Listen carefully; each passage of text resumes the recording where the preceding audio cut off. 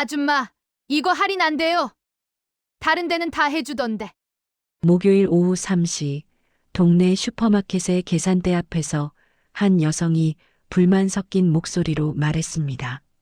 정민은 바코드 리더기를 든 채 잠시 손을 멈추고 조용히 고개를 들었습니다. 죄송합니다만 이 제품은 할인 대상이 아닙니다. 정미가 차분하게 말했습니다. 그녀의 목소리는 낮고 부드러웠지만 여성은 코웃음을 쳤습니다. 그렇게 융통성 없으니까 계산원이나 하고 있는 거 아니에요? 여성이 퉁명스럽게 내뱉었습니다. 정민은 대답하지 않았습니다. 그저 묵묵히 계산을 마치고 영수증을 건넸습니다. 여성은 물건을 거칠게 챙겨 들고는 뒤도 돌아보지 않고 나갔습니다. 계산대 옆에서 물건을 정리하던 점주 박 사장이 미안한 표정으로 다가와 괜찮냐고 물었지만 정민은 담담하게 괜찮다고 답하며 다음 손님을 맞을 준비를 했습니다. 사실 정민은 이 슈퍼에서 일한 지 6개월밖에 되지 않았습니다. 하지만 그녀가 이곳에서 일하는 이유를 아는 사람은 아무도 없었습니다. 정민은 20년 전 작은 무역회사를 창업해 지금은 연 매출 300억 규모의 중견기업 대표였습니다. 회사는 전문 경영인에게 맡기고 그녀는 반은퇴 상태로 지내고 있었습니다. 하지만 번잡한 사교 모임과 끝없는 명함 교환, 그리고 돈과 권력으로 사람을 평가하는 그 세계가 지쳤습니다. 그래서 정민은 조용히 마음을 다스릴 수 있는 일을 찾았습니다. 동네 슈퍼의 계산원이라는 평범한 자리는 그녀에게 완벽한 은신처였습니다. 아무도 그녀를 CEO로 대하지 않았고 아무도 그녀에게 특별한 대우를 요구하지 않았습니다. 그저 한 명의 평범한 직원일 뿐이었습니다. 그런데 며칠 뒤 그 여성이 다시 나타났습니다. 계산대 앞에 장바구니를 툭 내려놓으며 또 당신이냐는 듯한 표정을 지었습니다. 정민은 여전히 조용히 물건을 스캔했습니다. 여성은 친구로 보이는 동반자에게 큰 소리로 요즘 젊은 사람들은 다 어디 가고 이런 데서 이런 일이나 하고 있는지 모르겠다고 말했습니다. 정미의 손이 잠깐 멈칫했지만 그녀는 아무 말도 하지 않았습니다. 계산을 마치고 영수증을 건넸습니다. 여성은 비웃듯 웃으며 나갔습니다. 정민은 그날 밤 집에 돌아와 거실 소파에 앉아 긴 한숨을 내쉬었습니다. 창밖으로 보이는 서울 야경이 아름다웠지만 그녀의 마음속엔 묘한 씁쓸함이 남아 있었습니다. 일주일 후 아들 준호에게서 전화가 왔습니다. 그는 이번 주말에 시간이 되냐며 조심스럽게 물었습니다. 정미가 무슨 일이냐고 묻자 준호는 소개시켜드릴 사람이 있다고 했습니다. 여자친구였고 결혼을 생각하고 있다고 했습니다. 그의 목소리에는 설렘과 긴장이 섞여 있었습니다. 정민은 가슴이 뭉클했습니다. 32살인 아들이 드디어 인생의 반려자를 만난 것이었습니다. 그녀는 좋다고 답했고 준호는 강남에 있는 이탈리안 레스토랑으로 하겠다며 여자친구, 부모님도 같이 오신다고 말했습니다. 토요일 저녁 정민은 단정한 베이지색 재킷을 입고 레스토랑에 도착했습니다. 준호는 이미 와 있었고 옆에는 단아한 인상의 젊은 여성이 앉아 있었습니다. 최서연이라고 소개한 그녀는 공손하게 인사했고 정민은 그녀의 따뜻한 눈빛이 마음에 들었습니다. 그런데 바로 그때 레스토랑 입구에서 두 사람이 들어왔습니다. 서연이 손을 들어 그들을 불렀고 정미가 고개를 돌리는 순간 그녀의 미소가 굳어졌습니다. 서연의 어머니는 다름 아닌 슈퍼에서 정미를 무시하던 바로 그 여성이었습니다. 여성의 얼굴도 순간 경직되었습니다. 그녀는 정미를 알아봤습니다. 서연이 모르고 소개했고 서연의 어머니는 어색하게 인사했습니다.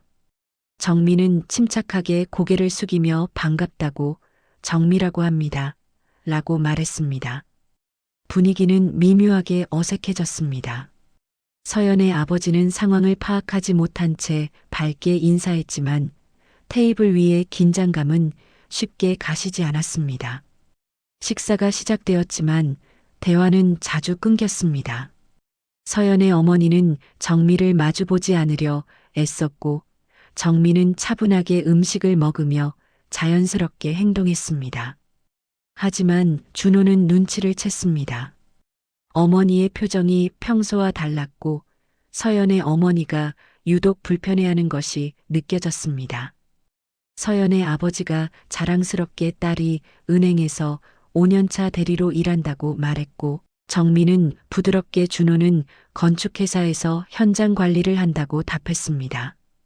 그러자 서연의 어머니가 갑자기 날카롭게 사모님은 무슨 일을 하시냐고 물었습니다. 저요? 요즘은 특별히 하는 일은 없어요. 정미가 담담하게 답했습니다. 그것은 거짓이 아니었습니다. 회사 경영은 전문가에게 맡겼으니까요. 서연의 어머니는 의미심장한 표정으로 고개를 끄덕였고 식사는 그렇게 이상한 긴장 속에 끝났습니다.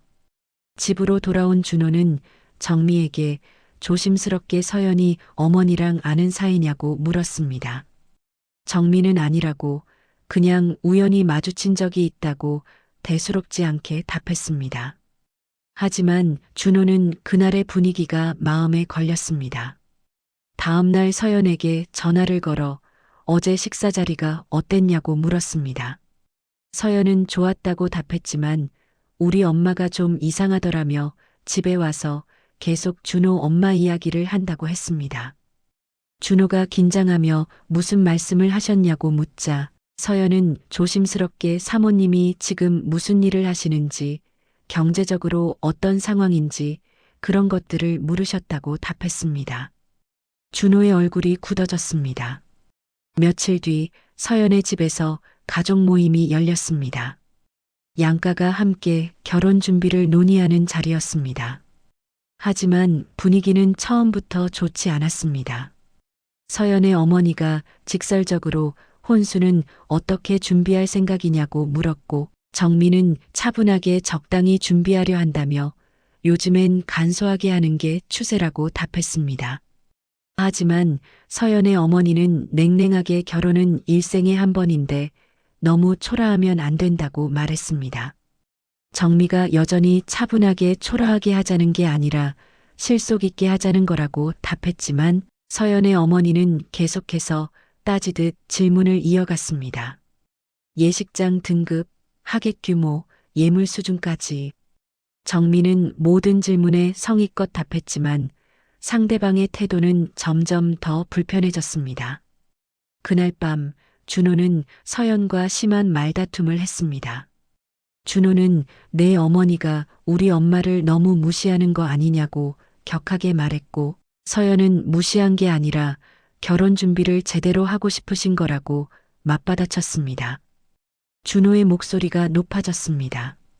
제대로 하는 게 상대방을 깔보는 거냐고 내 어머니는 우리 엄마를 돈 없는 사람으로 보고 있다고 말했습니다.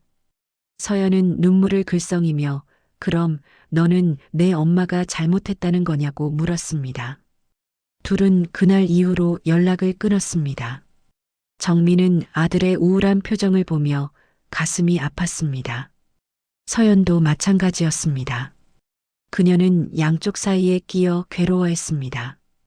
2주 후 양가는 다시 만나기로 했습니다. 이번에는 예식장과 예산을 최종 결정하는 자리였습니다. 하지만 분위기는 처음부터 냉랭했습니다. 서연의 어머니가 단호하게 저희는 강남의 특급 호텔에서 예식을 올리고 싶다고 말했습니다.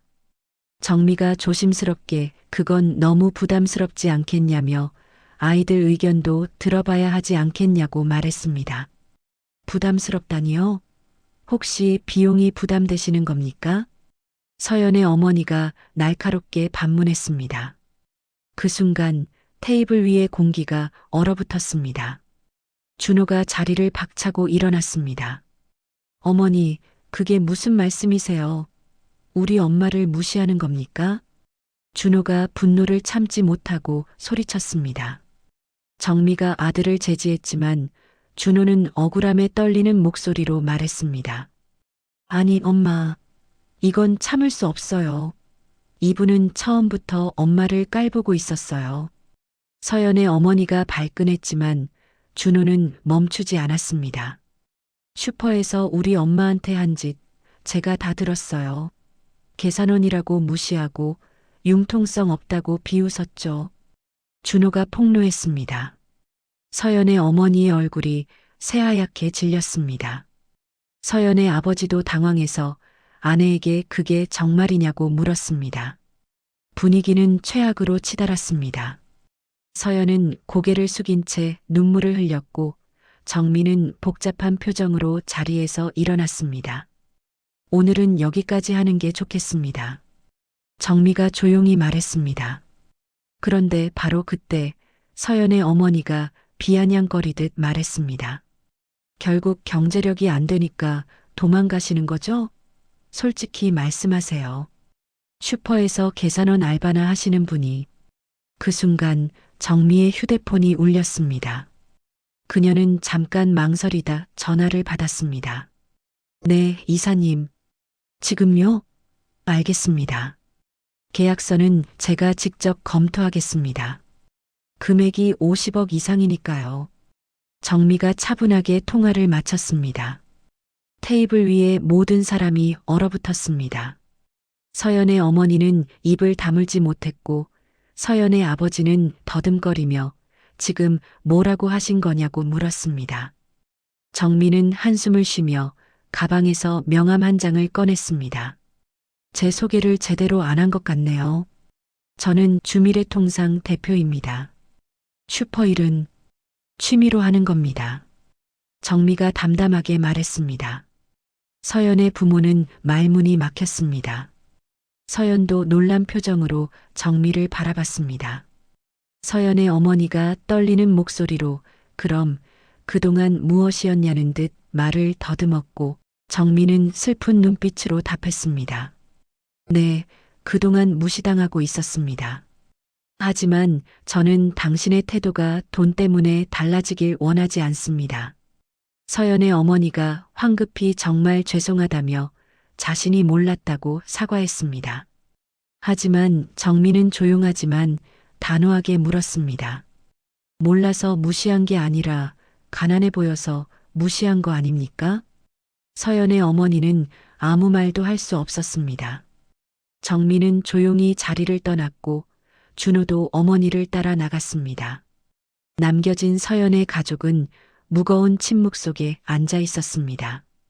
그날 이후 며칠간 아무도 연락하지 않았습니다. 준호는 서연에게 문자를 보냈지만 답이 없었고 서연도 전화기를 들었다 놨다를 반복했습니다. 정미는 혼자 집에 앉아 깊은 생각에 잠겼습니다. 그녀는 자신 때문에 아들이 사랑하는 사람과 헤어질까봐 걱정되었습니다.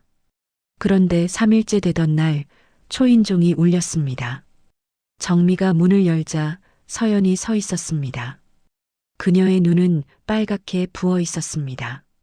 서연은 떨리는 목소리로 들어가도 되냐고 물었고 정미는 그녀를 안으로 맞아들였습니다. 거실 소파에 앉은 서연은 한참 동안 말을 잇지 못했습니다. 정미는 조용히 차를 내왔습니다. 사모님 정말 죄송합니다. 우리 어머니가 너무 신뢰를 많이 했어요. 서연이 눈물을 흘리며 말했습니다. 정미는 부드럽게 서연 씨 잘못이 아니라고 말했습니다. 하지만 서연은 흐느끼며 말했습니다. 하지만 저 때문에 준호가 힘들어하고 사모님도 상처받으셨잖아요. 저는 정말 준호를 사랑하는데 이렇게 될 줄 몰랐어요. 정미는 서연의 손을 잡았습니다. 서연 씨, 사랑은 두 사람이 하는 거예요. 부모가 대신 해줄 수 없어요. 당신이 준호를 진심으로 사랑한다면 그게 가장 중요한 거예요. 정미가 말했습니다. 서연이 하지만 우리 어머니는 어쩌냐고 말을 잇지 못하자 정미가 차분하게 말했습니다. 당신 어머니도 시간이 필요할 거예요. 사람은 누구나 실수를 해요. 중요한 건 그걸 깨닫고 변하려는 마음이죠. 그날 저녁 서연은 집에 돌아가 어머니와 긴 대화를 나눴습니다. 서연의 어머니는 자신의 잘못을 인정하고 오랫동안 울었습니다. 그녀는 고백했습니다. 자신은 평생 남들한테 무시당하고 살았다고, 가난한 집에서 태어나서 좋은 대학도 못 갔고, 그래서 딸이 좋은 집안으로 시집가길 바랐던 거라고 말했습니다. 서연이 조용히 물었습니다. 하지만 엄마, 그게 다른 사람을 무시할 이유가 돼요? 어머니는 고개를 숙이고 눈물을 흘리며 미안하다고, 정말 잘못했다고 말했습니다. 일주일 후 서연의 어머니는 정미에게 직접 찾아갔습니다. 그녀는 문 앞에서 한참을 망설이다 초인종을 눌렀습니다. 정미가 문을 열었고 서연의 어머니는 어색하게 찾아와도 될까 해서 왔다고 말했습니다. 두 사람은 마주 앉았습니다. 서연의 어머니는 준비해 온 말을 꺼냈습니다. 사모님, 제가 정말 죄송합니다. 변명의 여지가 없어요. 저는 사람을 겉모습으로 판단했고 무례하게 굴었습니다. 서연의 어머니가 고개를 숙이며 말했습니다. 정미가 부드럽게 고개를 들라고 말했습니다. 저도 제 처지를 숨긴 건 잘못이었어요. 하지만 전 슈퍼에서 일할 때 한 명의 평범한 사람으로 대우받고 싶었어요. CEO라는 타이틀 없이요.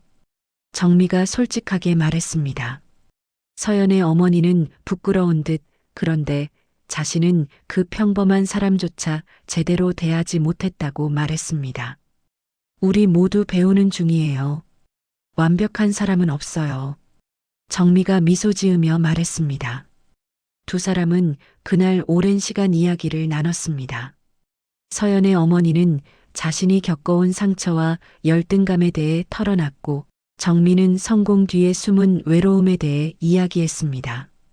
정미는 자신의 재력 때문에 사람들이 자신을 다르게 대하는 게 싫었고, 진짜 자신을 봐주는 사람이 없는 것 같았다고 말했습니다. 서연의 어머니는 반대로 자신은 돈이 없으니까 무시당한다고 생각했고, 그래서 누군가를 깔보면서 제 자존심을 지키려 했던 것 같다고 고백했습니다. 결국 우리 둘 다 사람을 제대로 보지 못했던 거네요. 정미가 조용히 말했습니다. 두 사람은 서로를 바라보며 쓸쓸하게 웃었습니다. 한 달 후 준호와 서연의 결혼식이 열렸습니다. 예식은 화려하지도 초라하지도 않은 적당한 규모로 치러졌습니다. 중요한 건 규모가 아니라 그곳에 모인 사람들의 진심이었습니다. 정미와 서연의 어머니는 나란히 앉아 아이들의 행복한 모습을 지켜봤습니다. 서연의 어머니가 진심으로 말했습니다. 사모님, 정말 감사합니다. 제게 배울 기회를 주셔서요. 정미가 미소 지으며 답했습니다. 저야말로 고마워요. 당신 덕분에 저도 많이 생각하게 됐어요. 사람을 대하는 태도에 대해서요. 식이 끝난 후 정미는 다시 동네 슈퍼로 돌아갔습니다. 여전히 계산대 앞에 서서 손님들을 맞았습니다. 하지만 이제는 조금 달랐습니다. 어느 날 한 젊은 손님이 무례하게 굴자 옆에 있던 서연의 어머니가 부드럽게 말했습니다. 손님, 계산하시는 분도 사람이라며 조금만 예의를 지켜주시면 안 되겠냐고 했습니다. 젊은 손님은 당황해하며 사과했습니다. 정미는 고맙다는 눈빛으로 서연의 어머니를 바라봤습니다. 계산이 끝난 후 두 사람은 슈퍼 앞 벤치에 나란히 앉았습니다. 정미가 웃으며 요즘 자주 오신다고 말했고, 서연의 어머니가 진심 어린 목소리로 답했습니다. 이제야 알았어요. 이 일이 얼마나 힘든지, 그리고 사람을 대한다는 게 얼마나 중요한지. 정미가 말했습니다. 우리 모두 배우는 중이에요. 천천히요. 두 사람은 저녁 노을을 바라보며 조용히 앉아 있었습니다. 계산대 너머로 보이는 세상은 여전히 복잡하고 어려웠지만 이제 그들은 서로를 이해하는 법을 배웠습니다. 사람은 직업으로, 재력으로, 겉모습으로 판단할 수 없다는 것을, 그리고 진정한 관계는 서로의 상처를 이해하고 함께 성장해 나갈 때 만들어진다는 것을. 그날 밤 정민은 집에 돌아와 일기를 썼습니다. 오늘 나는 배웠다. 용서는 상대를 위한 것이 아니라 나 자신을 위한 것임을. 그리고 진정한 품격은 돈이나 지위가 아니라 타인을 대하는 태도에서 나온다는 것을. 창밖으로 별이 빛나고 있었습니다. 정민은 오랜만에 편안한 미소를 지었습니다.